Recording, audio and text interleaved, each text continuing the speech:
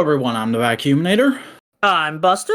And this week in Toku, we're going to be discussing 2 weeks worth of news, 2 weeks worth of new releases, and the passing of an icon. But before all that, Buster, how are you doing? What have you been up to?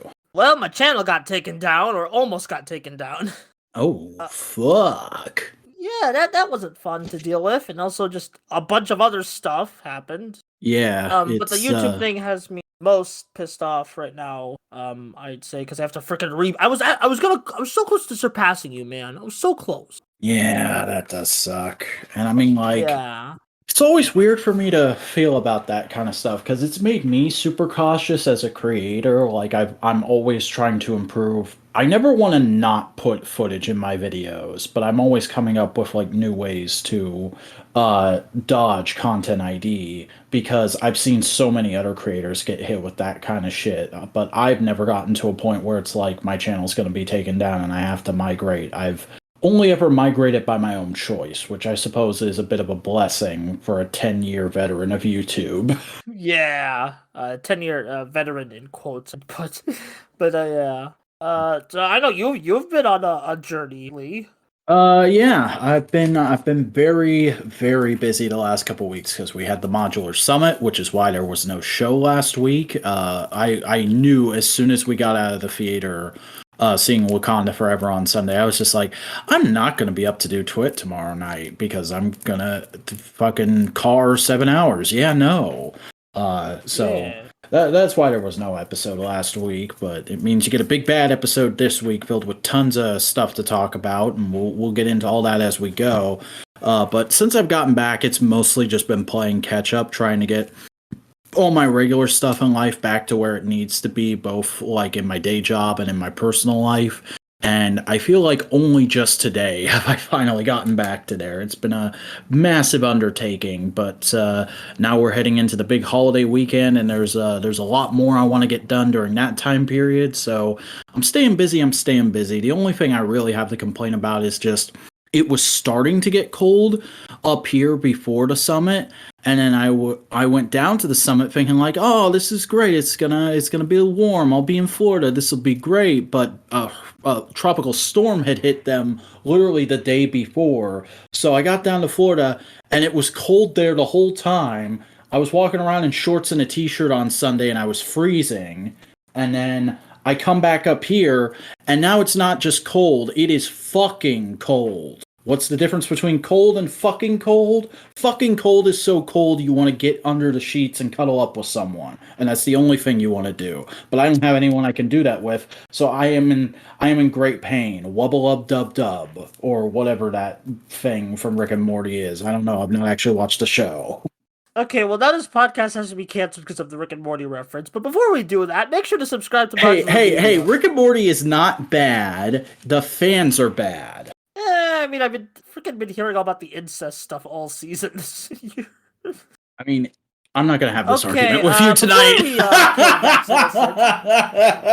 Oh man, but yeah, hey, if you're interested in Modular Summit content that we shot then, that's going to be coming out over the next month, so be sure to give this video a like, comment down below, subscribe and enable notifications so you get all that stuff as it comes out, and you just generally help us out in the YouTube algorithm, help this show and this channel grow and get beyond its reach. You know, we just hit 300 subscribers on Modular Media, and we want to double that, and we want to triple it and quadruple it and octuple it and ducksuple it and muckfuple it, and I don't know if those are real words, but we're going to do those things, so fucking help us out. Yeah. All right. Now we're going to get into the news, and we're going to do something a bit uncharacteristic for this show that is probably going to be a thing we do going forward. Even though it's, I typically try to go in chronological order of when the franchises started and what part of the franchise it is on the news usually. I'm going forward, bump any passings to the beginning so we can kind of say our piece on that and get through it and not have it be like a sort of Damocles hanging over half the show. And obviously this week the big thing to get into is just last night it was confirmed that Jason David Frank, who I think everybody knows as Tommy Oliver from Power Rangers, passed away. Specifically, he committed suicide at the age of 49. And we don't know what the method or the reason was yet. We don't know if he left a note. And honestly, I'm not comfortable looking into those details at the moment. Maybe in like a few years, if somebody wants to put together like a Dark Side of the Ring style documentary, I might watch that. But at the moment, I just don't want to know because I'm sure a lot of people know I'm not the biggest fan of Jason David Frank. I made a video 4 years ago that could be considered a bit of a hit piece on him. But I primarily made that video because at the time, it felt like I was the only person that acknowledged that some of the things Jason David Frank did as a person weren't exactly the best. And I tried to, towards the end of it, bring it back to a more centrist viewpoint because something I very strongly believe, especially when it comes to a person's passing, is no matter how good they are, if there are bad things, we need to acknowledge them. We need to acknowledge people as whole, complex beings. Because, well, you can say everything you want to say about how nice of a guy JDF has been to his fans and how much of a cultural impact he's had on the entire world playing the role of Tommy Oliver.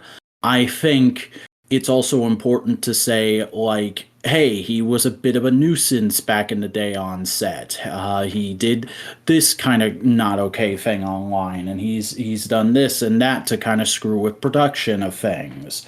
And you can take the good and you can take the bad, and you can just do that to acknowledge what a person is. And I want to say right now, I still stand by everything I said in that video back then, with the exception of one like minute and 30-second chunk, because I rewatched the video today at work while I was having lunch, where I bring up the fact that at the time it was rumored that he might have been one of the people who bullied David Yost on set. Now, about a year after that video came out, Yost said in an interview that nobody in the cast was ever part of that. It was only crew members.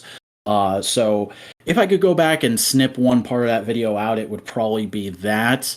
But at the same time, I did also say in that, like, this is a rumor and it's never been confirmed or denied by either of them. But that's a lot about me. Let's talk a little bit more about Jason David Frank, because there is still plenty of good to say. I don't want to get into a whole lot of the bad here more than I already have because I did so much in that video. It has just been a fascinating moment being on social media over the last 48 hours, going from it being a rumor for like the first 4 hours to it getting confirmed by several different people, and just seeing the massive outpouring from people who worked with him, people who are currently working on the show, and people within the fandom. There's some really touching videos out there, you know, regardless of how you feel about this individual. The fact that Austin St. John made a video about his passing says a lot to me about the impact JDF had and about Austin St. John's character. Amy Jo Johnson posted a video earlier today that honestly I couldn't get more than like a minute and a half into, because it was just, she was clearly very emotional while she made it. There were some really good comments from Simon Bennett and Russell Curry, and a lot of just tremendous tribute figure photography has been going up over the last 48 hours. If you're in the emotional state to stomach it, I would highly recommend checking out r/lightning collection, r/action figures, and those tags on Instagram for some of the best stuff I've seen the community put out all year. And I would also say check out the curated chunk of tribute tweets that I'm going to put in the news chunk of the video description for this. Just a really, really insane outpouring that I didn't expect, but at the same time is wholly appropriate. And personally, I made a kind of a jokey but still heartfelt post about it. And really all I have left to say is I've gone out of my way on the internet in recent years to say whenever there's an opportunity, I'm an atheist. But Jason David Frank was not. I know he was a devout Christian. He had the whole Jesus didn't tap thing for years was part of his brand. But the thing about my atheism is I'm an atheist who says I don't believe there is an afterlife, but I also don't believe there's no reason to think there isn't an afterlife. I've never seen anything that conclusively proves it either way to me. So if there is some form of afterlife out there, I sincerely hope that no matter what Jason David Frank was going through that drove him to take his own life, I hope he is at peace now, and I hope he is hanging out, enjoying all the love he is receiving, and catching up with his brother and Tui Trang. And that's pretty much all I have to say about it, except just the same thing everyone has said in light of this. Don't if you're feeling down, if social media or anything like that is getting to you, reach out to your friends. They want to help. They want to listen. You are not bothering them. Buster, do you have anything to add?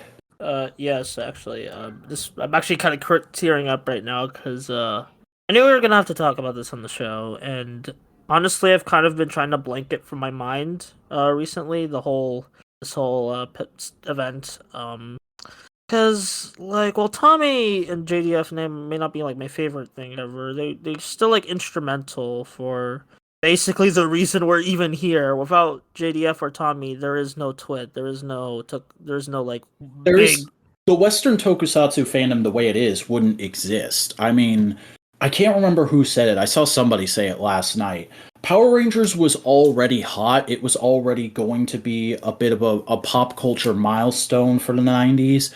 But it wasn't going to become the enduring 30-year-long franchise that sparked an interest in live-action Japanese special effects until Tommy debuted and shook everything up. Yeah, and it made me think about how one of the first Power Rangers seasons I saw was Dino Thunder, and Tommy. I wasn't a cynical oh, I know everything about the franchise as I am now.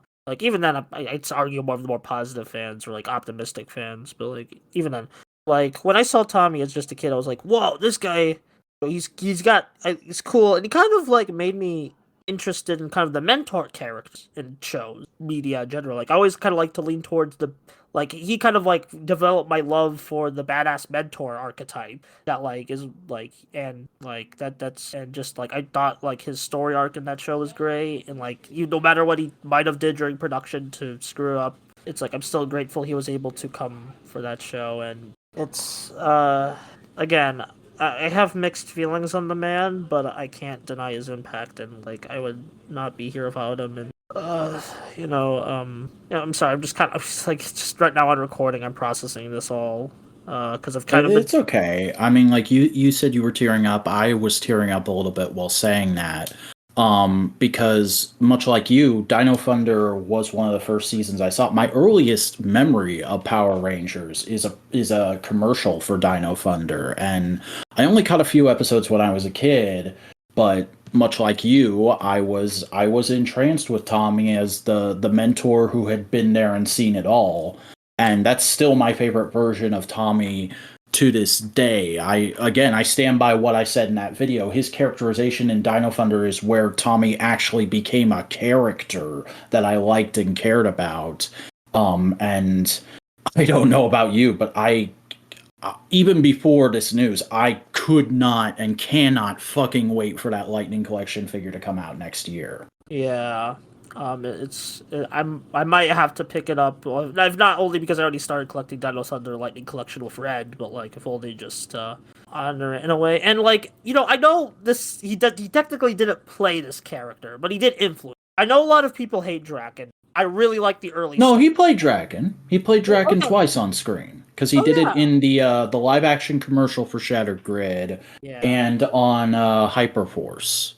Yeah, and also like he did voice for a video game. Mm. But like so he did technically get to play it, and as much as I'm like very much against the idea of the comics getting adapted, I kind of did wish like one day he could have played Draken like in like just like an alternate version of Draken in the show or in a movie. I mean, as much as I've been against like him trying to insert himself into new installments and make spin-offs centered around him in recent years, I definitely would have been down for a like live action adaptation of Soul of the Dragon. That's still to this day my favorite thing Kyle Higgins has written for Power Rangers. Yeah, I might have to read that because I haven't actually finished it. But I did start reading it, and it was pretty solid. I thought about rereading it last night, but I wasn't ready to do that. Thanks for the memories, man. Like for the good and the bad. Thanks for the memories. Mm-hmm.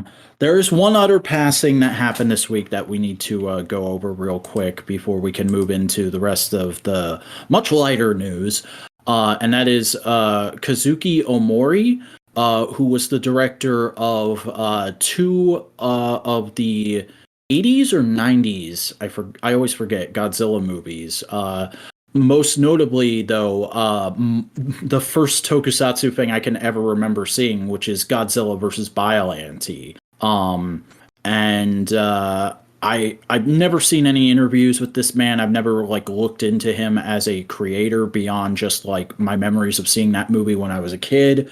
But like I do still have an immense appreciation for the fact that he gave me that memory, that first experience with the medium, and I hope that he had a good last few years, because clearly he lived a very long and probably a very full life, and I hope he's resting well. Yeah, resting. Yeah. All right, shall we get into some merch? Yeah, some Godzilla merch, because it's just Godzilla month apparently. I guess so. Cavity Crush announced a new Godzilla sweater and t-shirts. That's kind of 16-bit-esque, borderline ugly Christmas sweater-esque, I would say, but it's not specifically meant to be that kind of design. I like it. I don't know if I'd wear it, but it's a nice design. Yeah, pretty decent design. Would maybe like have, you could see it being like individual, each individual monster being a nice profile pic. Also, it's Cavity Colors. I don't know why I said Cavity Crush. I think maybe that was the company. Yeah. Well, speaking of companies, a company I've never heard before, Ghost X Ghost announced a new Mecha Godzilla shirt. Oh, this goes hard. Yeah, it's like a fucking Terminator Mecha Godzilla, because he's got like some Godzilla flesh on him, like it's half melted away, and that's kind of badass, I gotta admit. Yeah, and actually, having recently saw Godzilla against Mechagodzilla, very fitting for that version of the character. Because remember, like that Mechagodzilla was made from the 1954 skull, like skeleton. Yeah, that's right. I always forget that. Pretty neat fact. And Crunchyroll has some freaking Funko Pop-esque. It's like bootleg Funko Pop figural bag, whatever you call it. Yeah, I don't care for this shit. Yeah, well, looks freaking GameStop bargain. Yeah, don't buy that. Don't buy that. But hey, do buy if you can afford it, because this looks fucking expensive. There's a fucking Shin Godzilla bust coming out. Yeah, you could like recreate the iconic poster with it. Yeah, I think that's exactly what they were going for, because that's like how his eye is positioned, the whole kind of like looking down on you, creepy smile. Oh, yeah. Oh, I like this. I would put this on my mantle if I had a mantle, if I had a house, if I had money. If you had a beautiful life. In my beautiful car. And I ask myself, hey, how did I get here? And the days go by, Gamera's back now. Yeah, so before last night, we thought this was going to be the biggest news today. Netflix has announced a Gamera revival project. Gamera Rebirth is going to be an anime series coming to the platform in the next year. It is going to be the first proper Gamera project since 2006, which is pretty damn cool, but it's an anime, it's not tokusatsu. I'm not going to cover this any further. I will try to cover it if it looks promising, because the Godzilla Netflix projects have been hit or miss. You have the boring Genrobuchi anime tree, but then you have this really fun like Singular Point. I still haven't seen Singular Point, but I might have to check it out if only because people like that. So. Yeah, see, I've heard very mixed opinions on both of those, so I just don't know if I wanna. But I also know I don't care about anime nearly as much as I do tokusatsu. Look at this guy, thinking he's so special. Well, I'll say this. I hope this does well, because if it does, it might encourage the creation of a new live-action Gamera project. Okay. Well, hey, something we've been waiting for a long time. Yeah. Fucking finally, a official wide US theater release for Shin Ultraman has been confirmed. This is going to be released in theaters across the country July 11th and January 11th and January 12th. I'm screwing up my words all over the place with this. Dare I say too little too late? Yeah, I think like an online rip, a high quality one, like we have an HD rip, has been surfacing for like a while. But like, man, I wish it could have had a more consistent release. I'll definitely want to, because they're gonna do a subtitled showing on the 11th and a dub showing on the 12th. I'm very interested to watch the dub I showing. didn't realize there was that difference. Okay. I might go to the dub showing, if only to see how it is and like who. Well, I'm definitely going to the sub showing because I do still want to go see this in theaters. I've said on the show multiple times I will support the official release in theaters because while I have seen it through a torrent, that torrent wasn't the best quality, and I would still like to see it in the best quality. Yeah, I mean, I went to the film festival in Chicago to see it, like in theaters, and like that was amazing. That was like it was really nice to rewatch it, and I definitely do want to rewatch it again. Mm-hmm. I'd be going to like I'm leaning towards the dub showing, but if like schedule plans work out, I'll go see the. Yeah, are tickets for this up yet? Let's check the Phantom Events website. Because this is a Phantom event. And, like, I know a lot of people hate Phantom events. I personally love them because the theater audience is nice. And also, they usually have, like, what I'm more interested in than, like, regular theaters because I'm a weeb. Yeah.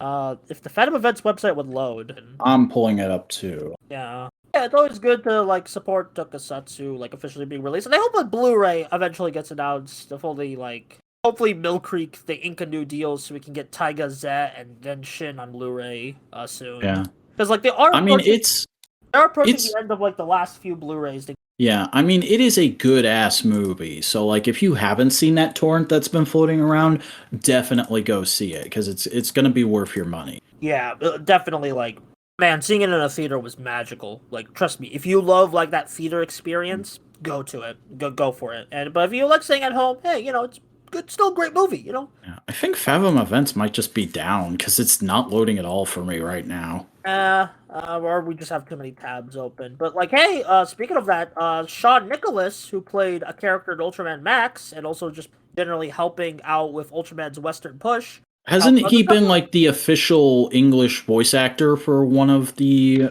Ultramans recently? Yeah, Ultra Galaxy Fight, Ultraman Chuck. Okay.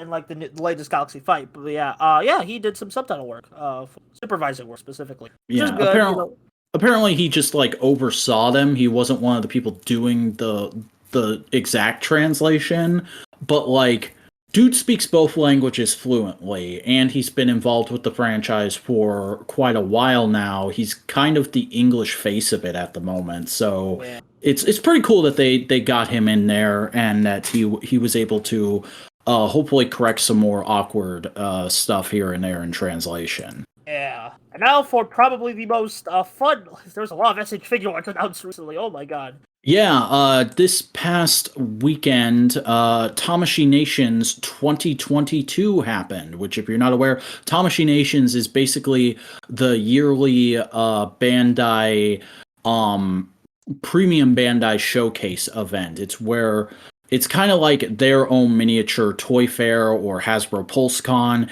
It's where they go like, hey, here's a bunch of stuff we've been working on. Check it out. And you get a lot of new reveals, primarily with SH Figuarts. And a lot of reveals tend to be on the, we've made this prototype. We don't know if it's actually going to come out or not. Because, like, just Fucking go watch Toku Topics' video on Super Sentai SH Figure Arts and see the amount of shit they have shown in the past for Sentai and never released. Yeah. But I will say the stuff they're showing for Ultraman, very promising. We got some of the absolute Tartaruses.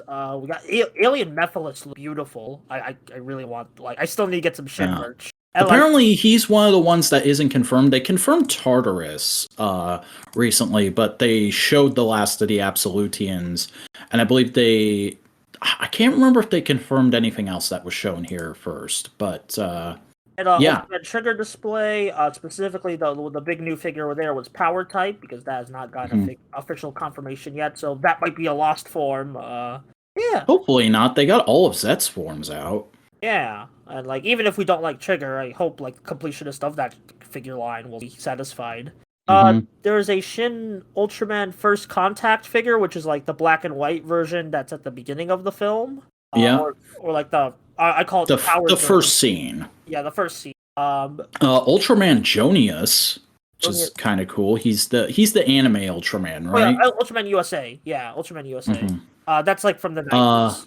And who else? Dyna Flash type Shinshoku Seiho was shown, which looks neat. And I believe it was confirmed the next day. I forgot about that. I'm pretty sure it was. Yeah, that's all for Ultraman. We're gonna kind of, again, I like to go in order of franchise, so we'll talk about the rest of the show a little later on. But very strong showing for Ultraman, I think. And like, you know, it's SH Figure Arts. What can you say about them? Unless an SH Figure Arts is like blatantly terrible looking, it's almost always like, yeah, that looks good. I would buy that if I had the money. Yeah, because everyone, I remember like this is not Toku related, but everyone was like freaking out over the Chainsaw Man SH being shown and like, whoa, that's way better than the Figma. So yeah, like they're doing some good work over there. Now, in a little bit more generic news, but this kind of affects all the Toei franchises, or anyone who's interested in them, rather. Mount Iwafune Quarry, which, if you're not aware, is like the big quarry that all the big Sentai quarry fights are filmed at, is now holding public tours where you can get your photo taken in front of an explosion. Yeah, I know they've been doing it for a while, but like now that's like a more widely accessible to the masses. Like, I think it was like you had to go through like a specific tourist company and get some clearances and stuff. And now it's like anybody can do it if they just go on the website and book it, which is pretty cool. And like the video we have here is like an official news segment that somebody posted to Twitter from Japan. And obviously there's a lot of cosplayers doing it. A lot of just there's a couple pro wrestlers doing it in the footage I noticed. I don't know what promotion they work for or who they are, but that's pretty cool. And you know, now that I know this is a thing, when I eventually go to Japan, because like most people who are into this stuff, I plan to one day go on a vacation to Japan. This is going to be on my to-do list. Yay. All right. I think that's back to Top of Nations. Yeah, let's talk about some of the Kamen Rider reveals, because remember, everybody, SH Figure Arts started with Kamen Rider. It wasn't a fucking anime and Western superhero Disney line until very recently. I'm so sick of Western toy reviewers retconning that shit. But yeah, first thing they showed, or the first thing we're going to be talking about, is Rider Man. They showed Shinshoku Seiho Rider Man, who looks fantastic. Yay. I mean, I have not watched V3. I don't know very much about Rider Man, except like he's kind of the prototype for a lot of early Heisei secondaries. At least that's the impression I've gotten from details I know about his character. But one of the things that really impresses me about this figure, not just the fact that it looks very accurate to the suit, down to the like odd helmet proportions because he's got his fucking mouth and nose sticking out. They used an actual rope for the rope arm. That's fucking awesome, because I think it was like a bendy wire situation on the original toy. And here that just looks so sick. I know there's going to be some people who are going to be like, it's going to be a pain in the ass to pose, but it looks so nice in this one shot they did. Yeah, rope cool. Is this what gets toy fans excited? Rope? It got me excited. I don't know if anybody else is. Yeah. But there was also a Kuga display of every Shinchoku. A fantastic Kuga display, I might. Yeah, basically every Kuga Shinchoku Seiho, including the new reveals they did here of all the rising forms, or rather, Rising Dragon, Rising Pegasus, and Rising Titan, because we already had Rising Mighty and Amazing Mighty. These look so freaking good. I mean, like any of the Kuga figure arts, the Shinchoku Seihos, are like the best figure arts in my opinion. I am constantly like looking at them and drooling over them, and if I could afford them, I would probably have most of Kuga's forms in Shinchoku Seiho SH figure arts by this point. At least Mighty and Amazing Mighty, because those are my two favorite Kuga suits, but all of Kuga's suits are great, and they all look great in SH figure arts. Yeah, I'm leaning towards Pegasus and Titan, but you know. Mm-hmm. Fair enough. Blue and purple are my favorite colors, and also they have the best weapon. I mean, Titan is pretty dope. All of Kuga's forms are dope. It's just like I like the simplicity of Mighty and Amazing Mighty. Yeah, speaking of cool simplicity, Agito Trinity. Yeah, I can't remember if this is like officially a Shinchoku Seiho or just, hey, we never did this, so here we're doing Trinity. I think they said Shinchoku Seiho, like, because we covered like the solicitations for it a while back. Yeah, this is just like we got in-hand shots of it now, because this is coming out in April of next year, and it still looks pretty good. I've never been a huge fan of this form, but that's because I've not seen the show. So maybe it's awesome in the show. I don't know. I know, but Buster, aren't you like not a fan of it? I mean, I like Agito's suits. I don't like how they're put in the story. I'll put it that way. I love Agito's like form evolution. I just hate how it's implemented. It's a weird thing, but like, yeah, Agito good despite that. They also showed some new 01 figure arts. Arc 1, Horobi, Arc Scorpion, and Azu. So none of these are confirmed to stuff. Yeah, none of these are confirmed to be releasing just yet, but I hope at least Arc 1 gets a release, because that was a huge part of the final arc of 01. And, if Azu got released as well, I wouldn't be upset about that. Because, like, imagine the fun you could have of photographing her and Iz together. Yeah, or just the smug, evil girl stuff you could do. I don't know. But yeah, Arc 1 is one of the best 01, so yeah, happy to see it in figure form, even if it never gets released. There's still more Tamashii Nations to talk about, but we'll get to that a little later. For now, let's talk about Buster's favorite thing that's about to happen. Actually, it already happened. It came out. I have not seen it, but apparently it's good. Oh, okay. I didn't know if it had been subbed yet. If it had come out or been subbed yet. I was gonna watch it, but I forgot. Okay, I'll put it on the new releases next week then. Yeah. But we got a behind-the-scenes featurette for Sabala and Durandal. I didn't watch it. I don't fucking know or care about those characters. If you do watch it and let me know how it is, you can @ me on my web zones. Okay, just like, hey, Mr. Vacuuminator, this is my thoughts. 3-page essay. Yeah, I'll totally read it aloud next week. I won't. You gotta now. You gotta now. You said it. You can't go back. I was fucking joking, and you know that shit. But what I'm not joking about is an actual SH Figure Arts pre-order that happened this week, which is the Vice Lovkov option set, which is basically Vice in his demon form as a full SH Figure Arts, Lovkov as a big hunk of plastic with movable arms, and just the belt for the demon's driver. Yeah, it's amazing. Honestly, even if despite the voice actor and a bit of his characterization, Vice is like one of the best monster form designs the series has pumped out in a bit. So I'm kind of tempted. And I mean, who doesn't enjoy Lovkov? If you got Jenny, you gotta get Lovkov. Yeah, imagine the fun posing. Though, what about my boy, whose name I've completely blanked on just now, but fucking Evil. What about Evil's fucking untransformed form? Oh, what? Kagero. Yeah, that's his name. Yeah, where's Kagero? Why couldn't we get Kagero in this Probably set? need Why like couldn't... a face scan of Daiji's actor for that. That'd have been so hard, though. They've done it for other actors. Yeah. They're probably just like when we need it, we'll do it. You know. I bet you know what's gonna happen. What? Is this a web exclusive or anything like that? It might be. I'm trying to see if there's anything about that in the description here, because all we have is the fucking Toku Lectables pre-order page. If this isn't an exclusive of any kind, or if this is just like a regular web exclusive, I'm willing to bet if it sells well, we'll get Kagero on his own next year as like another level up exclusive. Like if this is a web exclusive, I'm betting we'll get Kagero as a Tamashii Nations exclusive. But no, those look neat. I'm happy those are happening.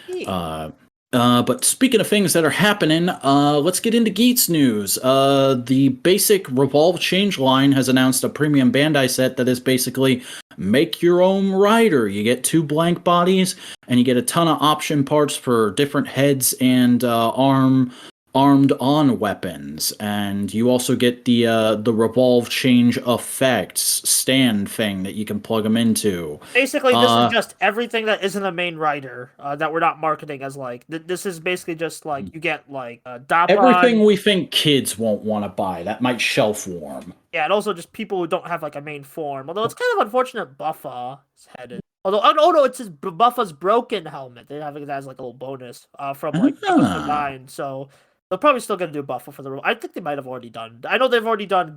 Now, someone who's interested in this line, I might have to cop, but it's $85. I'm not sure. Yeah, that's a lot of money for something that you can only really make one figure with. Yeah, I mean, it's a lot of stuff. There's a lot of playing around to do, but yeah, I don't know. I personally, I wouldn't go any higher than 60 for that, but that's just me. Yeah, like I still need to like find a way to cop because I am interested in it, but I just haven't like delved yet. Probably because you're just gonna have to watch Taka's Twitter account and snipe whenever he puts up stuff. Yeah, although he doesn't usually put up like basic years. I have to usually go for Collectibles for that stuff. Well, speaking of basic. We got a reveal of what Geats is, because for those of you who don't know, in the DX line for Geats, there have been a ton of raised buckles that are just a picture of a rider's belt as the legendary rider item. And the Kuga one has been floating around for a while, but this is the first time they've shown an actual image of what one of those forms would look like, and it's very blurry because it's just in the corner of a magazine cover. But we now know what Geats' armed Kuga would look like, and it looks a lot like Boost with just a slight bit of gold paint. It looks nice. Although I think we saw a Kiva one floating around, but I'm not 100% sure. I don't know if I saw that anywhere. And we did see like a couple like mock-ups of the Revice one officially. Okay, well maybe I'm just stupid then. Yeah, well it's fine. But like, you know what isn't stupid? This Whisper movie. Yeah, we've gotten some announcements for the Revice and Geats crossover movie, the mandatory crossover movie that's coming, which is Kamen Rider Geats and Kamen Rider Revice. Kamen Rider Geats and Kamen Rider Revice Movie Battle Royal. We've gotten a short promotional video along with the official poster for the movie, which features Kamen Rider Ryuki. We don't know what the exact capacity is, but apparently some of the Ryuki riders are coming back for this movie, at least the suits. I don't know if any face actors have been confirmed yet, but I think this is actually really awesome because it's isn't it like Ryuki's 20th anniversary or something this year? And guess who's showing up next month in Outsiders? Oja. Oja is like we basically know Oja's coming. He's on the poster on the bottom. So I hope they get Shinji and Ren's face actors back. They came back for Gio. They'll probably be here, and also the fact they have Ryuga. Honestly, I'm not the biggest fan of Ryuga, but I know he's a big fan favorite, so why not? I hope there's a couple more. I'd love to see Zolda come back. I know he came back. Did he? No, he didn't come back for Rider Time. Or at least I haven't seen Ryuki, but I've seen Dragon Knight, and I have a fondness for those suits, so I'm glad to see them featured here. And I think it's also just very apropos because Ryuki was the original Battle Royal Rider show. Yeah, and it's although I'm a bit worried we're about to get like freaking what Kyoryugered in this movie. Like Revice cast is about to get Go Busters in the Kyoryuger crossover with the that would be kind of hilarious though. Yeah, it would be kind of funny, especially because like a big part of this movie is Vice is back, because he's on the poster. Imagine if it's like a very small subplot, or just they get Vice back in the first 10 minutes, and most of the movie is dedicated towards the Ryuki riders hanging out with the Geats riders. Yeah. And then, like, in the big final battle, because this was a Battle Royal show too, fucking Kota Space God shows up and transforms, and that's, like, made a huge deal out of. I mean, this is the same producer as Guy, not Naomi Takabe. She's also doing Geats. And like she was like a big pusher for Dime, so I'm like, maybe they can get a Kota cameo, but I don't count on it. Oh yeah, I'm not going to count on it. There's absolutely nothing to suggest that will happen. I just think it would be hilarious and still thematically relevant. Yeah. Although, like, as someone who's Ryuki is one of my favorite writer seasons, I'm very excited. I've been enjoying Geats a lot, so it's like, nice, and I tolerate Revice. So. Yeah. And hey, for those of you who are watching Gateway to Geats, I literally saw this get announced the first night of the summit and went, "Fuck, Boingo, get in here!" And he was like, "What happened?" And I showed him the poster, and he was like, "Oh, fuck." Yeah. Has Boingo seen Ryuki? I don't know if he's seen Ryuki or Dragon Knight, but I know he said in the latest Gateway to Geats that he will be covering the movie when it gets subbed. Yeah, and we will too. Yeah. But there was also an announcement of what the premium movie promotion item will be, which is the fucking Kiva raised buckle and an armband. Yeah, the armband with the Kiva mock-up. Hey, that's where it was. Oh, okay. I didn't notice that's what that was. Yeah, well, use your eyes, balls. I was too busy looking at the buckle because I'm a stupid toy nerd. Nerd. Well, speaking of toy nerds, a bunch of Geats SH Figure Arts Atomic Nations. Yeah, they basically did the big rollout of how the Geats SH Figure Arts line is going to work, which is that they are including the form changes. They're actually going to release a blank body version of Geats. I believe they're calling that the entry raise form. But they're also releasing Magnum Boost as a separate figure, and those are going to be coming out in March and February respectively. And they've engineered interchangeable bodies. You're going to be able to, and I don't think there's going to be unique engineering for this, because I think SH Figure Arts always had a ball joint at the waist. You're going to basically just be able to pop them off and swap the bodies as needed, because there's also ball jointed heads, which is really cool that they're integrating that. I always like seeing SH Figure Arts try and integrate the gimmick of the show to some level. I'm interested, though, in how we're going to get Boost Magnum form, because right now, Boost Magnum form, Buffa Zombie, and Tycoon Ninja are just on display. They don't have confirmed release dates.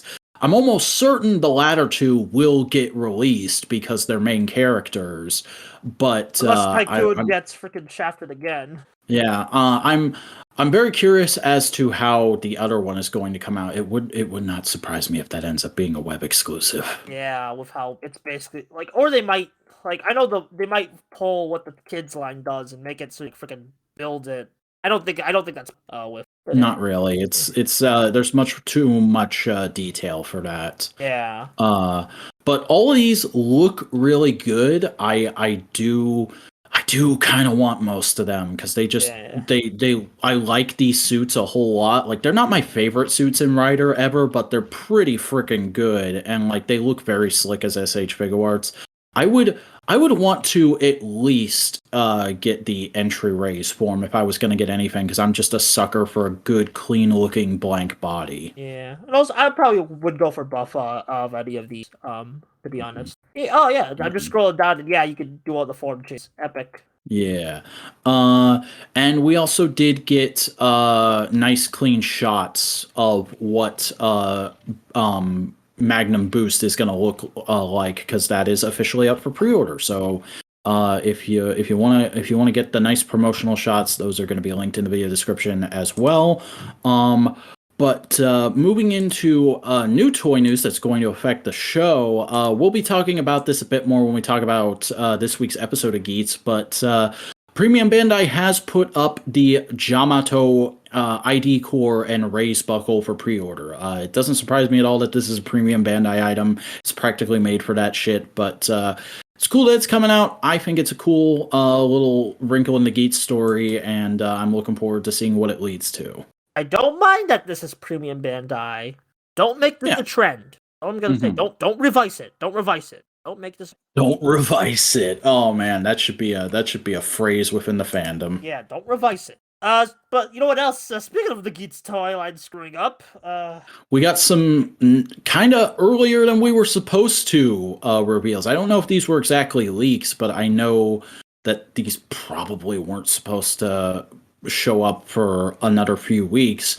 The upcoming upgrade form, which is going to be shared between Geats and Tycoon, I think it's been rumored, is the twin raise buckle, which is actually two buckles that go on either side. We don't know what the form's going to look like, but it's a cool looking toy, and it has its own specific weapon, the Raging Sword. Pretty generic. It's also a bit of an unfortunate name if you're at that level.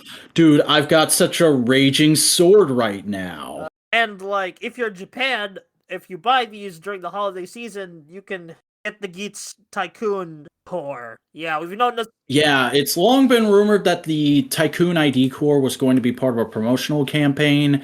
And now it's basically confirmed that if you buy these new gimmick items at select stores, you will get it that way. But also there's going to be a big box set of the Desire Driver, the Magnum Boost buckles, the Armed Hammer, and the Geats ID core, and the Twin Raise buckle, and the Raging Sword, which is probably going to be like $250 or something like that. That's the holiday bundle. That's the holiday bike. Hey. Yeah, you buy that big box set. The Tycoon ID core is also in there, which is pretty scummy. I don't like that they're locking out a main character's ID core that way. I've been pretty vocal about that. I wish they wouldn't do shit like that. Like, going all the way back to Gaim. Weird that we're second time I've brought Gaim up this week, but I remember back in the early days of Gaim airing, I was like, oh man, the Sengoku driver is so cool. I want to get it. I want to get all the main changers and faceplates. I didn't get the Zangetsu faceplate for like 2 years after that because it was a promotional item and it was hard to get a hold of. That sucks because Zangetsu's one of the best characters in that show. Mm-hmm. And the same thing here. People should be able. I know it doesn't do anything new in the belt, but it's a critical aesthetic thing for this character. So people should be able to get Tycoon's ID core much easier. But I don't know. If I have extra money kicking around after Christmas and anyone still has it up, I might just grab that big box set because it seems like a nice entry package for the Geats toy line. Let's move on to Sentai, because there's some. Yeah, Sentai news time. I'm excited about that. Let's talk about Tamashi. It lacks in quantity, it makes up for in quality. Yeah, because first thing for Sentai out of Tamashi Nations, SH Figure Arts Shinshoku Seiho Gokai Red is officially happening. It's been shown several times before as a prototype. Hey, we're thinking about doing this. Now they're officially saying, like, yeah, we're doing Shinshoku Seiho Gokai Red. It's going to be up for pre-order soon, and we're going to do more Sentai characters that we've previously done in the Shinshoku Seiho line soon. And this thing looks immaculate. It looks just fantastic. I mean, you want to know how much better it is than the original one? The original one, you had to swap out the arms to do the crossed arm pose. Here, you can just do that with the base arms that are on it. That is so freaking cool to me. And also, what's really cool, they actually did a 3D scan of the suit actor to get all the poses and certain things down right for the official photography and proportions. This thing just looks so damn good. Yeah, you need it. You need it, don't you? I need this. Yeah. I really want to cut down on collecting next year for financial reasons. That's something I've been trying to figure out in the last couple months in my head. But Yeah, this is kind of a cannot miss item for me. Yeah. I might get Christmas. Find it. I don't know if it's up for order yet, but It is not up for pre-order yet. If I had to guess, it'll probably go up for pre-order next month or maybe January, and then it would probably release sometime in the summer. yeah, like Don Momotaro. Oh, speaking of, Yeah, they showed Don Murasame, who is not confirmed for a release just yet. But I forget, is Don Murasame male? yeah, their voice actor is. Okay, I'm gonna assume he him pronouns. Yeah. Yeah, he looks great. He looks just as good as Don Momotaro. I'm just always gonna have the problem with Sentai figure arts that the crotch is really gappy because of how tight those suits are in real life and how high they have to get the parts count to get the articulation they want. But other than that, it looks really good. Yeah, this was probably a simpler, because it's like the same mold as Don Momotaro. It's probably a simple like thing to show off. I think this prototype is actually just a straight up kit bash of the Don Momotaro SH figure arts because you can actually see in one of the photos the wrist joints. There's a little bit of red paint. Yeah, probably maybe just like a proof of concept to gauge interest. But I do hope they do it because Donbrothers, great show, great suits. Hope we get Don Dragoku at very least a prototype very soon. Oh man. I would not be surprised because they did this with some older Sentai releases. We might get like a Tamashii web exclusive 2-pack of Dragoku and Torabolt. That would I'm kind of mid on that. At least make it like a general web exclusive instead of a premium Bandai web. But it's probably gonna be Bandai because they did it with 2 Kaiser. But no, this looks really good. I love how well they rendered the Ninjark sword, particularly. Yeah, the Ninjark sword looks beautiful. Again, that is it for Sentai news. There wasn't a whole lot of like news about the show these last 2 weeks. Yeah, but it's been a good show, so why need any extra details? But you know what else is a good show and a good franchise and one I wish would come back properly? Space Sheriff, Metal Heroes. I love that shit, or at least what I've seen of it, because I watched the original Space Sheriff Gavin and I've watched all the Space Sheriff Next Generation stuff. And this year, or next year rather, is the 40th anniversary of the original Space Sheriff Gavin, and because of that, Toei has made an official Metal Heroes Twitter account, and they have promised a 40th anniversary project, the first bit of which is that the Toei Tokusatsu World YouTube channel is going to release Space Sheriff Gavin in full with English subtitles. Yeah, because we already have it in full, it just doesn't have subtitles. Because a lot of these shows on the Toei Tokusatsu YouTube channel, they're in full, they just don't have subtitles, except for the first 2 episodes. That was like the big kind of sticking point of why a lot of people didn't like that. But if they're gonna put all the subtitles on the episodes, great. Make them good subtitles and like freaking ask Discotech because they subtitled this. Or like, could you just take the Discotech subs and put them on the YouTube uploads? Yeah, I mean you could, but like you probably have to legally ask or just ask them for the subtitle files. Yeah, whatever. Yeah. Or maybe they have to pay Discotech because that is work Discotech did. I don't know. I'm not a legal person. Yeah. I know I'm legality. Yeah, but well, hang on a second. I just want to say I'm pretty excited about this. I would love if we get a new Space Sheriff Next Generation thing or a Space Squad thing next year. But I'm not gonna count on it because I was one of those people who held out hope all through the Next Generation period and for Space Squad that like we were going to get a new Space Sheriff show eventually, and it just never happened. Yeah. Fingers crossed, though. More depressing stuff, or just more like fucking weird news because Hasbro has officially put Entertainment One or E1 up for sale. They are selling all the like actual production office kind of the stuff of it. They are selling all but the projects they have created through E1, which is a bit upsetting because it seemed like Hasbro in the last couple of years was finally starting to figure out their own media creation production machine. Like Hasbro, for those of you who don't know, because I know a lot of people, particularly Power Rangers fans, are newer to the larger understanding of Hasbro, but I've been following this company since I was like 10 years old. So I can tell you, all throughout the late 2000s up until present day, Hasbro's just had this weird thing of like saying, we're going to be doing this to have our own big media franchise and push forward and create a global brand. And then like 2 years in, they'll go, actually, this is too much work. We're going to try something else. Like they had the Transformers Aligned continuity, they had that Unit E thing, they had the IDW shared universe, and then just recently they were pushing for like a shared film universe under Entertainment One, and they were trying to get the rights to Transformers, and G.I. Joe moved back under their umbrella, the film rights. They still own those franchises outright. But apparently it just hasn't worked out, and they are choosing to go in another direction. And we've kind of had rumblings of this for the last few months, but now it's basically confirmed that it's going to be at least a while before we see anything major in terms of a big Hasbro film franchise happening.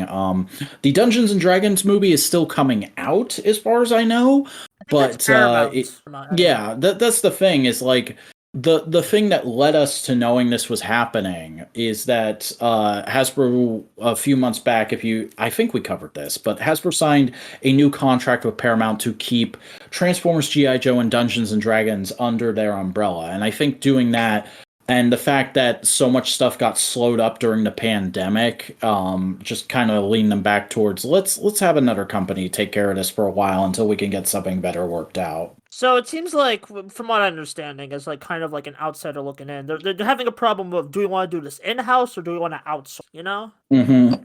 Like, there's been a constant, hey, we should do what Marvel did and make everything ourselves, and then like, oh no, wait, actually that's expensive and a lot of work. Let's not do that. Yeah, it seems like because like a lot of Hasbro properties, like we've kind of seen this happen to Power Rangers, where they tried to do it with the Saban like Power 2017 movie, and that flopped. And then we had the G.I. Joe Snake Eyes movie, that also flopped. And that's like seeming like, I don't think it was the decision to E1. And then that was like okay, so. But at the same time, Bumblebee did well because that was right before the pandemic, and a lot of people are still very excited for Dungeons and Dragons, and Rise of the Beast sounds fairly promising. Yeah, it's like we're in a weird spot with Hasbro, like, and especially because apparently they just lost a bunch of money over producing Magic cards. Yeah. I don't know if that affects the toy line. Apparently, people say they do, but then again, like, a lot of these are Power Rangers fans. I mean, everything affects everything generally. Like, this is something I always go back to. People love to bash on the Michael Bay live-action Transformers movies and say how terrible they are and they're an abortion to cinema and blah, blah, blah, blah, blah. And, like, yes, but also every member of the general public went and saw those movies. They made a shit zillion dollars. And because they made a shit zillion dollars, even though most of that money went directly to Paramount, the money that did get back to Hasbro got funneled back into toy production. It's why there was like this quantum leap forward in Transformers engineering during the early 2010s. And a lot of people tend to forget that and discount that. We wouldn't have Transformers toys as good as we have today were it not for the budget that the live action movies created. Yeah, it's black magic. So like everything affects everything when it comes to Hasbro. It is an ecosystem. So like that's why, even though there's nothing directly about Power Rangers in here, I wanted to talk about this on this show. And basically the big thing to take away for Power Rangers fans is, if we get a new live-action movie at any point in the next few years, it will probably be under Paramount, and it's honestly kind of unlikely now that it will be part of the Jonathan Entwistle New Universe project. Like, I would not be surprised if that's been covertly scrapped now, because that was meant to be an E1 thing. What the hell are they going to do for a TV show now? Are we not going to have a Power Rangers TV show in 2024? I hope not. I don't know what the fuck is going on. Yeah, because like, but I hope we hear something soon. Because remember, like the guy who was kind of pushing Power Rangers at Hasbro, he died, and then like someone else take the place. So who knows? What does the new CEO of Hasbro of Power Rangers? What does he want? I don't know. I've never heard him say anything specifically about it, but he has generally been like a lot of his focus has been on like, hey, things have to change to get us through the pandemic and the economic repercussions kind of guy. Like that's what a lot of the Damage stuff he's control. been saying has been. He's trying to damage control and make sure Hasbro's profitable. Yeah, like he doesn't have a huge creative vision at the moment, except just like stay the course, do what we have to get through these tough times. Yeah. Man, it's a wild ride we're on with us Hasbros, you know? Mm-hmm. But hey, let's get away from Hasbro and let's talk about some licensed Power Rangers merchandise. Specifically, this was teased way back when at Mezco's online toy news event, I believe back in 2019. But now we have the full solicitations and pre-orders for their Mighty Morphin Power Rangers 5 Ranger box set. And I think these things look incredible. They are, for those of you who aren't familiar with Mezco, they are 6-inch scale, so basically the same size as Lightning Collection, but they are for a much more premium toy collector audience. So they have full cloth outfits, and they come with basically every accessory you could possibly want. Everyone has a full loadout of hands with options for both arms. They have an unmasked head, which I would dare say for every one of these figures looks way more accurate than the Lightning Collection figure. Oh, 100%. They come with all the weapons, all the forms of the weapons you could possibly want. They have a wonderful little inclusion of the anti-sonic foam gun, which is from one episode that I don't even know if I've seen more than once. They come with the Thunder Slingers, which Lightning Collection hasn't done at all. They come with Blade Blasters, which actually transform. And they come with the Power Blaster, a ton of effects parts, and Dragon Shields for the Red Ranger and Black Ranger, should you want to display them that way. I said this in the lead up to these getting revealed. I think, and I now feel confident in saying this, these are probably going to be the most show-accurate Power Rangers figures ever made. If you are a stickler for show accuracy, you're gonna want to get these because they are delicate, they are premium. You're gonna want to use kid gloves with them, but I feel like it is worth it. And the amount of stuff they come with and the amount of quality there is here, they are well worth the price. I mean, let me just check again. I think my only issue with these isn't really the toys themselves, it's the renders they use. Because it seems like they have like 3D renders for the helmets over them. I don't think they're final product shots. Or Mezco in general does tend to beautify their shots a little bit in Photoshop. Yeah, but it's like the helmets look so strange in the promo images. Like they look so out of place with the rest of the suit. I think it's the fact that they are actual sculpted helmet pieces on top of cloth suit bodies. Yeah, I can see that, but like when I look at the toy, when it's like here is the toy itself with the helmet on, and it's like facing it, that looks way better. So I'm like, I don't know what's going on there. Probably just like over beautifying the simple toys. Or, maybe they're not simple, but like they got a lot of good stuff in it. Yeah, and I would actually say these are extremely well priced because a Mezco figure tends to go for between $80 and $150. This is a 5-pack and it's $400. That is an incredibly reasonable price in my opinion. Yeah. And now for a kind of unfortunately timed yeah, this literally got announced the day before because it just happened to be the day that Diamond Select normally puts up their solicitations. There's going to be a new half-scale bust of the Green Ranger suit. I'm not into this kind of stuff, and like it certainly wasn't intended to be to capitalize on what happened. It is just a pure coincidence, but. Yeah, not something I'm interested in, but I know there's people who like that kind of stuff. So if you want it, go ahead and get it from, I believe it's available on Entertainment Earth and Big Bad Toy Store. Same thing with the Mezco 5-pack.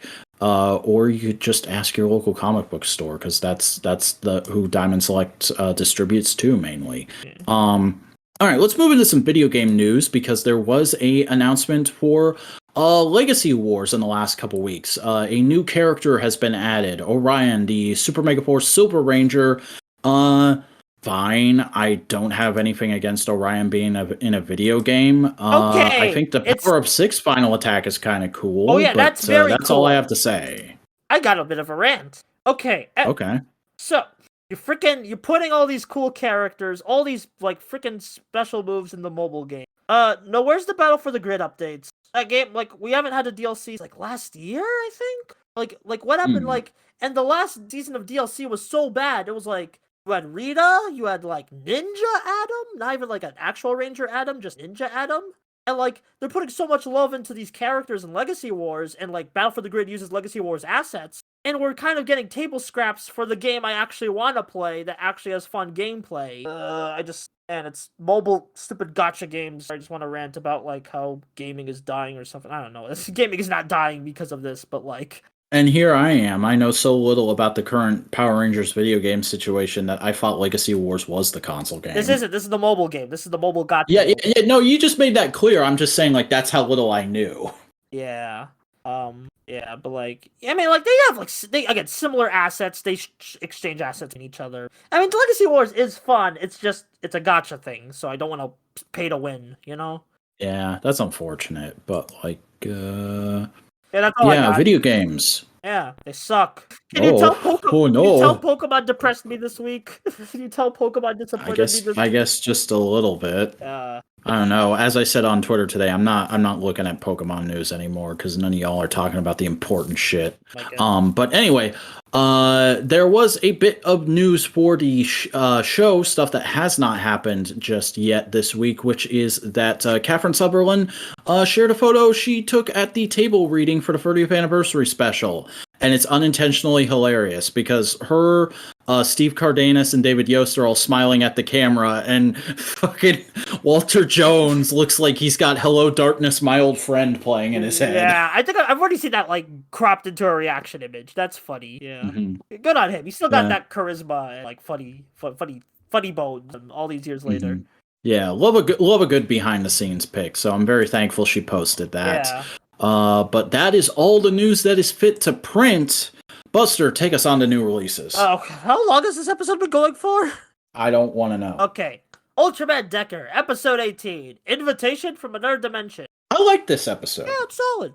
Love to see more of the evil professor doing this. Also get some more shots of the Terrorphase toy. Oh my! I think I might like. That's kind of tempting now because of all the cool ways you can move it. Yeah. I like that we're actually stopping and having Kanata have to question, like, okay, but how the fuck do I save Agamas? Like, what does that mean? Yeah, what does that mean? And he kind of, like, that, like, lack of drive ultimately leads to his downfall of him just getting yeeted to the moon. Which, like, I think next episode's gonna be super interesting, but I don't want to talk about that now. Yeah, the preview looked pretty exciting for somebody who's not a fan of the thing that is going to be in the next episode. Yeah. But I'm definitely into where Kanata's arc has been going. The whole theme of his character so far seems to be like, I want to do good, but I don't know how to actually do good. I have to figure that out. You can't just spout ideals and then rush in. I have to know what I'm doing here, and I like that for a freaking tokusatsu protagonist. That's kind of refreshing. Yeah, and it's like kind of like there's like unless you have a purpose, you can't do great stuff. Like you have to doing great stuff is great, and it can lead to good results, but it will be even better if there's purpose behind it. You know, and I'm very interested to see where that will lead to, like in the finale, because I think at this point, because we're nearing the end, I think like it's gonna be like freaking 25 episode arc, which, you know what, honestly, good on the show for taking its time with that and just kind of like getting to this like big grand moment, and I'm pretty sure it's gonna be super hype when we get to it. Yeah, and also just some great action. Decker is just generally a very visually appealing show. Yeah. Quick question to you, as a more well-knowledged Ultra fan than I am. That demon guy, is he like a character or a type of character or a species that's shown up in Ultraman before? It looked familiar. It looked like an alien we haven't seen in a bit. I forgot the name. Forgot it. Yeah, because he literally just shows up and goes, "I'm a demon," and then we don't get the actual name until later in the episode. I'm not sure what's going on with that, because I know Tsuburaya has bbeen avoiding that type of alien. I don't know the exact name, but yeah. Because they've been reusing other aliens from Ultra Past, but apparently not that one. But apparently, and when they finally like somewhat acknowledge it, it's like a CGI, very good CGI in editing. but still CGI and editing. What's going on with them? Yeah. Somebody comment about that. Explain it to us, because we're stupid. Yeah, I'm more familiar with the new generation, if I'm honest, and like a bit of haste. So I'm not. I need to get well versed in my Showa Ultra. That's fair. We need to get well versed on Showa in general. We're not Showa boys. Yeah. We're Heisei men. We are the least boomery of Toku fans. Yeah. Reiwa babies. Alright. Speaking of Reiwa, we have 2 Geats episodes to talk about, starting with Kamen Rider Geats episode 10. Stratagem? Episode 1. Stratagem. Each subtitle group is naming each arc something different. Stratagem 1. The beat of the new world. You fucked it up. Also, stratagem is basically a pseudonym for plan. It literally means a plan or scheme, especially one used to outwit an opponent or achieve an end. Which makes sense. Actually sounds kind of apropos for what's going on now, because this episode and the next episode, the double episodes this week kind of run together in my head, but we'll get into it.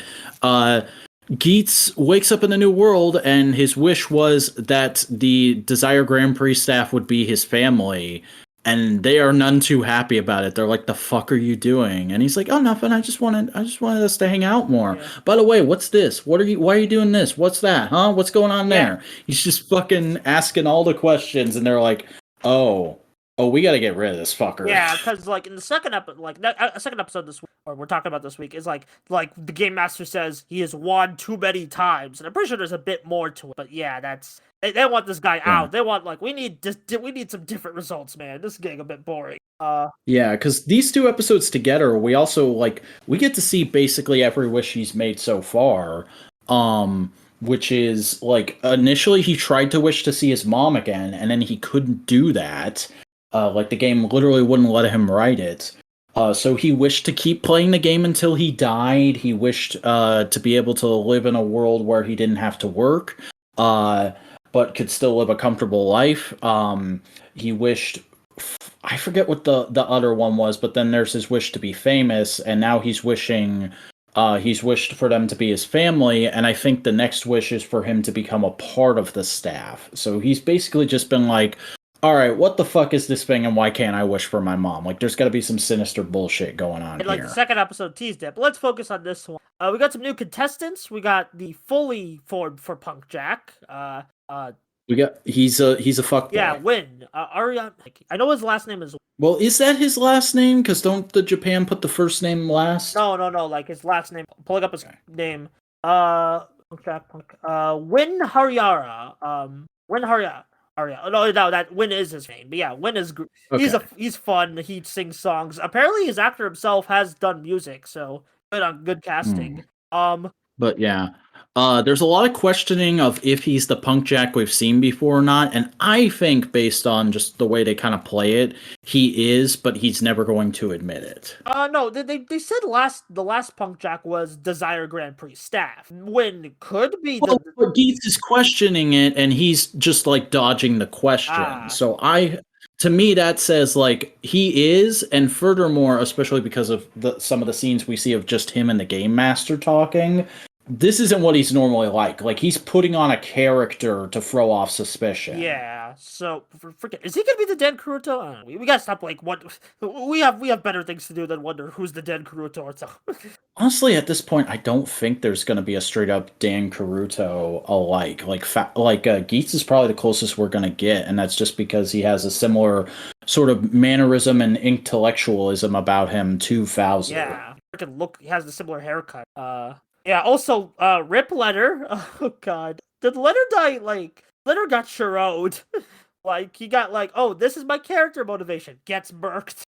Who's Letter? The sheep girl. Oh, yes, okay. I never had time to read her name. No, her name was Yuki, but, her Kamen Rider name. Oh, okay. They keep killing my favorite suit. Ginpin was my favorite of the first 7. He dies first, and then Letter's my favorite of the new characters, design-wise, and then she dies. I can't win, man. I can't win. Yeah, they're literally just 2 dinguses, because we get the Letter and I forget his name. Halo. The old man. Halo. The old what? With a K. Kello. Okay.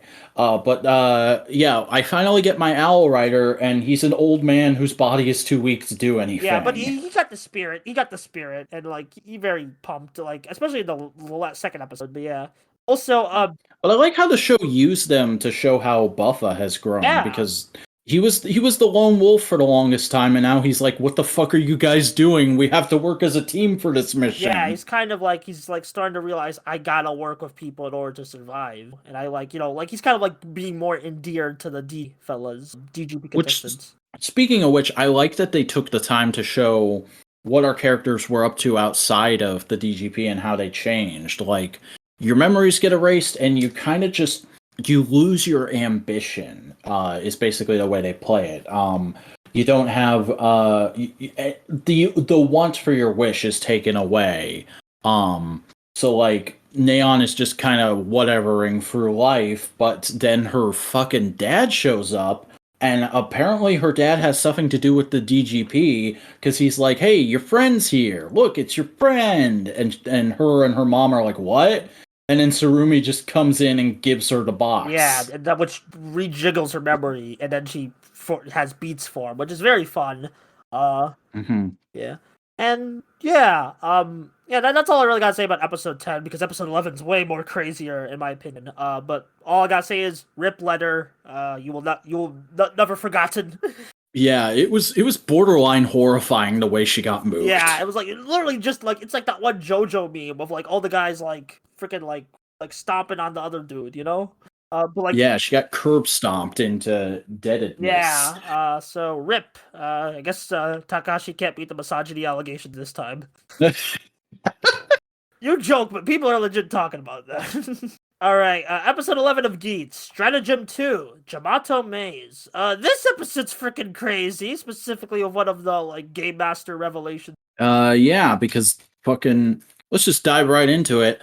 The Jamatos start turning into Kamen Riders, and he tells the players, he's like, "Oh no, they're evolving all the time. That's totally normal." And then he hangs up and he's like, "What the fuck is happening?" And we cut away and we see that like there's somebody growing the Jamato like they're plants. And there's a bunch of ID what the cores? Fuck is this man Sagara? Are the Invest back? What the fuck is going on? Here's my current. This guy is kind of the supplier for the G. Like, he kind of supplies them with the Kamen Riders and the like Jamato for the can go on and stuff. And he's doing some shit. So, yeah. He will be back. We will definitely be following up on this, or we don't. Takashi to the new way.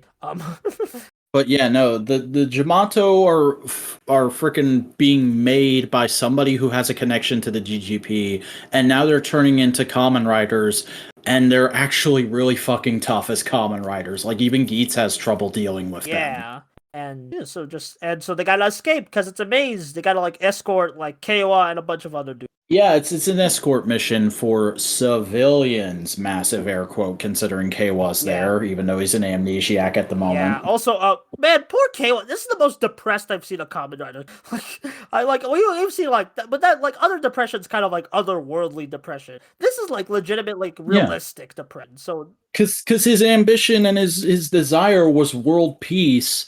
So now that that's taken away, he's just kind of like, whatever. I don't need a job. I don't need to help people. I'm just gonna play the lottery. Which, if you know about my opinions on the lottery, you know that means KY is literal scum in my opinion at the moment. Yeah, not great, mate. Not great, mate. But he's probably gonna get his memories back next week because old man makes an impression on him and then gets mooked. Well, and I think yet. Did KY pick up his driver? Maybe. I think they'll exchange drivers, but like the old man's not dead yet. He lives for one more episode. Oh, okay. He's probably gonna, especially because he has the ninja and I mean, buckle. There's literally a shot of him holding the ninja buckle in the next episode preview. Yeah. So, pretty insane but very fun episode. Also, the fever, we get to introduce the fever thing. Pretty cool dude. Pretty cool stuff. And man, I love Geats' soundtrack. I need clean rips of it soon because of the whole like piano jazz motif. It's just Yeah, I'm looking forward to that score drop. Yeah, I don't know if they're gonna do EPs like with Donbrothers or if they're gonna like because they did like a Revice EP. Don't they usually drop the entire soundtrack for a writer show right around the final arc? Yeah, they do that, but they did a couple. But with Revice, they did like a E for some of the battle score. I'm not sure if they're gonna do that again with Geats. I hope they do because this is a good soundtrack. I freaking love it's kind of becoming Ace's leitmotif for when he controls the situation, and I just love that, especially because oh my god, the choreography is still amazing. Freaking, it's so much style. I'm glad I introduced someone. This is someone's first Kamen Rider show because man, this really shows how crazy it can get with both story and character. The exterior set for the maze is a set we've seen, or a location, I guess we've seen a bunch of times before. Yeah. It first appeared as the chapel in the episode where Brave debuted in X. Yeah, and then also in Geo it was there for another Geo 2 arc, which I hate that arc, but that was a good fight. Good use. Yeah, it's been in at least one episode of every series since, but I'd argue that this is the best episode it's been in so far, at least choreography wise. Oh yeah, they're going crazy with the action though, and I love it. Yeah, speaking of going crazy, Donbrothers mate, episode 36, the Battle of the Big Dogs. Fucking Inoue, man. This dude. I freaking love. Can we skip to the end quick? Because I freaking love how Tsubasa's freaking he just shows up. He he pulls the master from Doctor Who where he just shows up and he just goes, I escaped. Yeah, and even in the next episode preview is I don't know how I escaped. I just did. I'm just built different. My goat right there. That's peak character. Love him. Mm-hmm. And also just the rest of what happened in freaking Haruka crushes on Kichuno's wife. Yeah, it's I don't know how to feel about that scene, because on the one hand it's we're getting more about the Natsume bestial and what's going on with her, but on the other it's Haruki, you might be the biggest, most thundering dumbass I've ever seen in my life, because fucking Natsume is doing this insane superpower bullshit fighting the Cerebrands, and she's just standing there going oh man, she's such a good actress. Freaking so much for a straight man or straight woman. Yeah, and you can also just it's just a solid it's kind of it's been a week, so kind of scratching my head of what happened. Yeah, I watched it literally last night, and even I am shit that happens in this episode.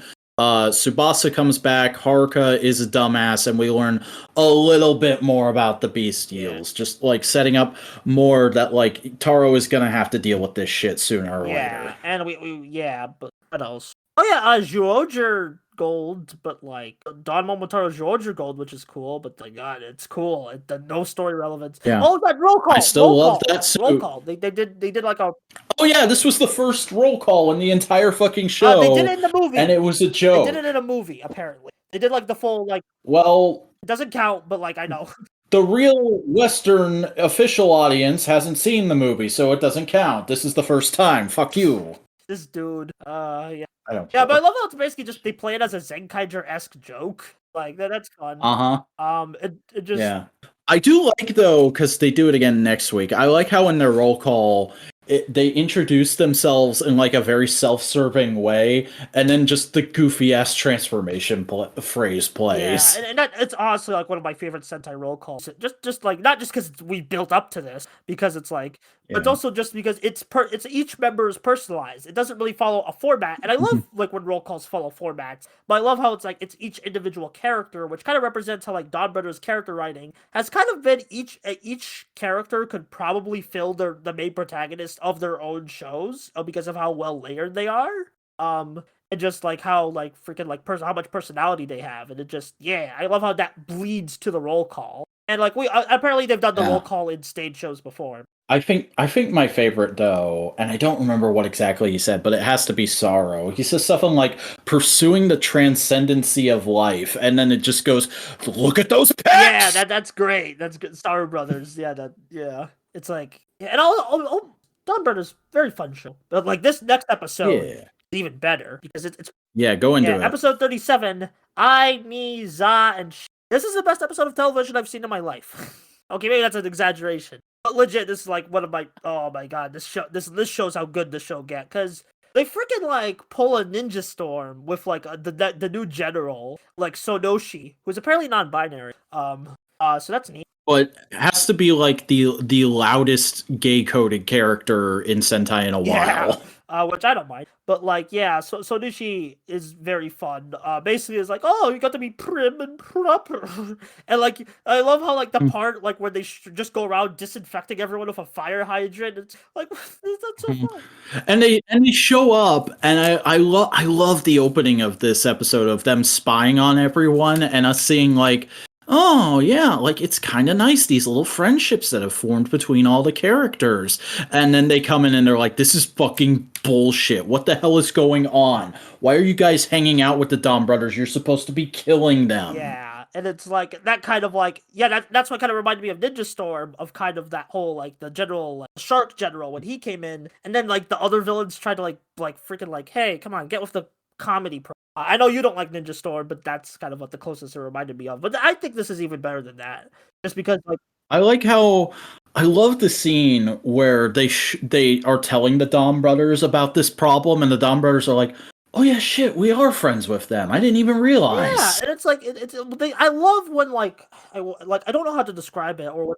Dude, I just realized, wouldn't it have been hilarious if the way they found out about Inu brother being Tsubasa was in that scene? Oh yeah, because like fucking Sonoshi is going on about like you're fucking making a manga with Sonoza and you're practically fucking dating Sonoi, and like I was so ready for them to just turn around and go, and this fucking bitch has been flirting with Inusuka Tsubasa, and they're like, ooh, why's that matter? He's not on the team. And then Sonoshi is just like, are you fucking serious? You don't fucking know that he's Inu brother? What the fuck? And then they're all just like, what? Also, a cameo by Mr. Ninja Magician guy, who he doesn't even turn into a demon. He was close, but then they're just like, they stole his demon that was about to possess him and just freaking toss it into Sonoshi just to get rid of them. Yeah, I love that that's like a thing in this show. There's reoccurring people who are just like, yeah, some people are just predisposed to turning into monster mashes. Yeah, it kind of gives it a sitcom feel, and I like that.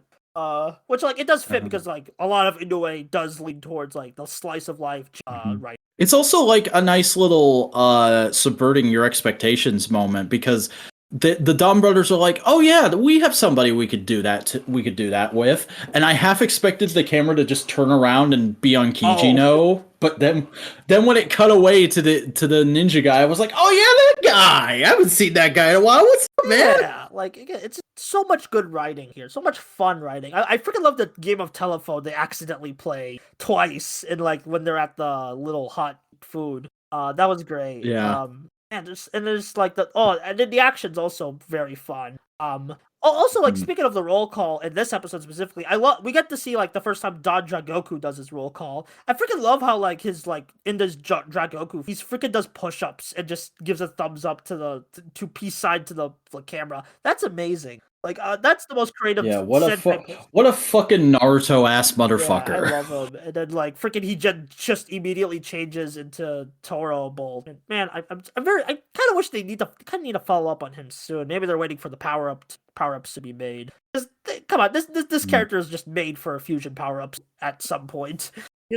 Honestly, at this point, I'm low key hoping for Dragoku, Tora Bolt, and Murasame Tokusatsu fan club special. Oh, that would be so fun. Or just focus the V Cinema on that. Although, given Sentai's track record of V Cinema, it's probably gonna be versus Zenkaiger. Though, like, if that shit happens, whenever we start getting Tokusatsu fan club content, because he'll be down for it as long as they ask him. Have Inoue write everything. Yeah, like just like for every Sentai, it would be because nobody is going to be able to capture the tone the same way he does. I mean, I'm pretty sure he's always down for some Don, like just because of how like he's kind of bit like it just has a stamp. It has a stamp so much. Speaking of which, I love how he plays with his own fucking tropes in this episode. Where like last episode, he just fucking who cares? Tsubasa's back now. And it seemed like at the start of this episode, he was like, who cares? Miho is back with fucking Kichino now. And then at the end of it, you get the massive ass pull of, no, Kichino's just full on fucking lost it and is treating a doll like it's Miho. Yeah, man. He might be gone. I don't want to say it because it's like, they've kind of been building to, you could be like, oh, he'll finally learn self-dependence. And, we gotta, this man cannot, we have to save this man. That has to be the end game of the show. You can't do that to me in a way. Don Bros before Don Hose. Come on. Oh man, poor Kichino. Like, I'm not even laughing at this dude. I'm just so sad. Oh, yeah, but yes. Fucking, I love that somebody pointed out on Twitter too this week. Like, Toei literally went, "Oh, you want a male Pink Ranger? Okay, he's gonna be a neurotic, male life psychopathic asshole." Yeah, and anyway, freaking Toei. You know what? Even though they might have taken down my channel, I still respect them for making this. Yeah. Fucking Donbrothers good, Geats good, Decker pretty solid. It's a great week. It's a great week to post King Recon clips of how people. All right. Well, we got some old stuff to talk about. You start because my voice is tired. Yeah. So while we were at the summit, we did what was supposed to be a big toy hunt, and ended up being like I bought comics, and one of the comics I bought is a Japanese comic, a manga, if you will. I bought the omnibus of the original Kamen Rider manga, the 50th anniversary edition, and I've read the first 2 chapters, and they're solid. I don't like them as much as I do the first couple episodes of the original series, because I think I've watched like the first 30 episodes of the original series. I need to go back and finish it someday. There's just this simplicity that manga of that time has to it that doesn't quite jive with me. It's a very quick, breezy read. You only get like the most base characterization, and it doesn't really like draw me in the way the show does, or the way the characters in general built up over time do. However, Ishinomori's art is fantastic. There are some beautiful splash pages of Kamen Rider in this that I'd never seen before somehow, and I was like, well, I want that as a phone wallpaper, well, I want that as a desktop background, well, I want that on my fucking wall. Yeah, I have the omnibus. I haven't read much of it because it's a freaking 900-page thick thing, and I also read more of my physical books that I have. And like the most Ishinomori manga I've read was the freaking Skullman revival he commissioned. I started reading that a while back. Actually, thanks to Black Sun. I didn't really cover it because it's not really Skullman's not a Toku. It's just like Toku, like it helped inspire Toku property, and that's really good. I do like that one, and like that I do like what I've read of that manga. So I hope you do like finish it eventually. Yeah. Oh, I do plan to finish it. It's at the top of my to-read pile right now. I don't know if I'll talk about it anymore, except for like I will definitely talk about it when I finish it. It's just going to depend on if I have stuff more to say going forward. I do hope though that this has sold fairly well, because it's been out for like what, a year now? Yeah, I see it at like Barnes and Nobles, like on the shelf, like a couple volumes. Yeah, I hope it's moving fairly well. Because I'm gonna keep saying this until it happens. I want the Kamen Rider Black manga and Kamen Rider Spirits to be officially published in the U.S. I want to read those. Well, I've read most of Spirits, but I want to read it officially. Yeah, like freaking just put. I think ever since Comixology exploded, there really hasn't been a good way to like digital manga or digital comics. Someone get on that.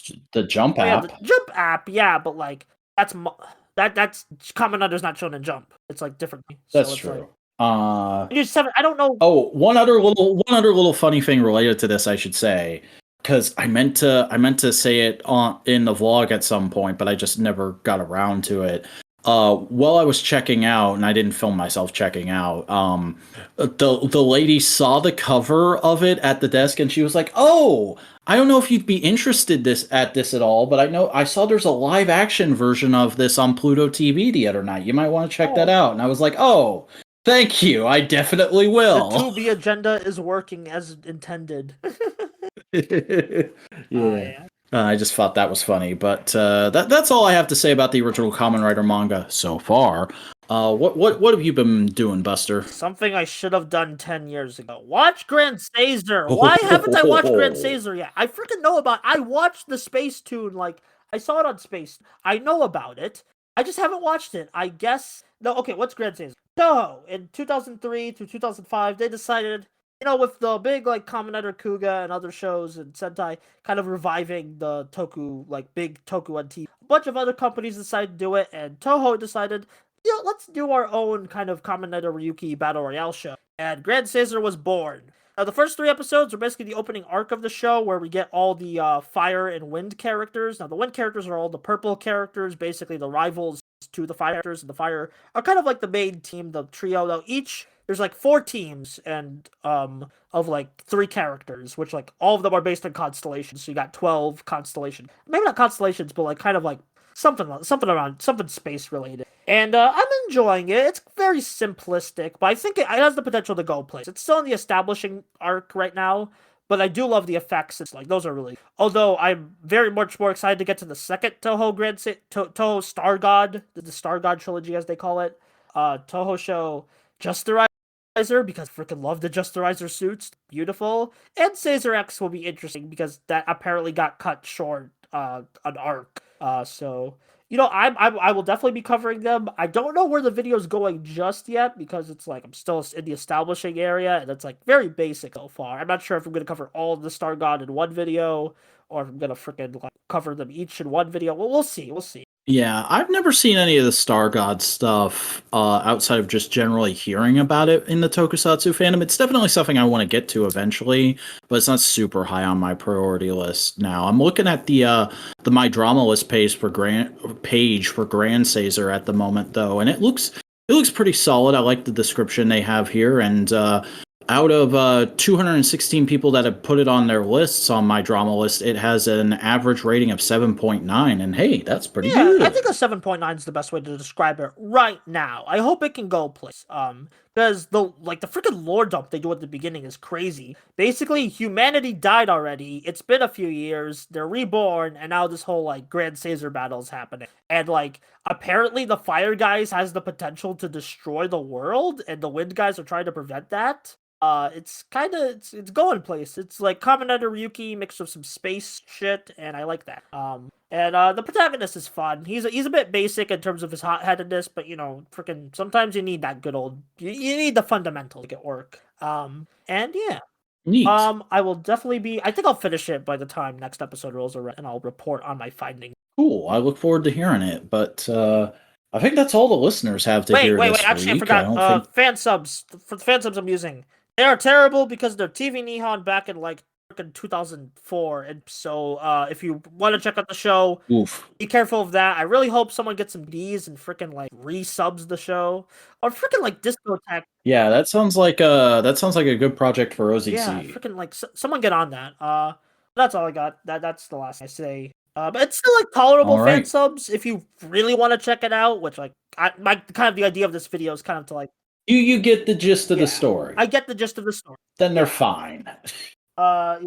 That's what I care about. But what you should care about, dear listener, is supporting us. Buster, how can they support you? Well, the Buster Corp channel is now strike twice. So it's a vacant property. There's freaking only one video on it. There's the other videos there's 2 videos. One of them just tell you subscribe to my new channel, True Buster. I am currently in the midst of re-uploading a lot of the important videos. If some videos are requested to be re-uploaded more that I don't get around to, then I'll go back and re-upload them. I still have all the videos I have most of the videos saved from that channel.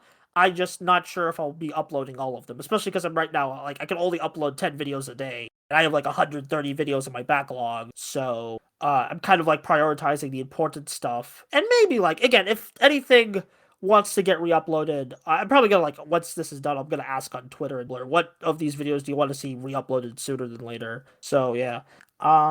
That's it. I'm also on Twitter, if you are still on that collapsing platform, at BusterBlue3.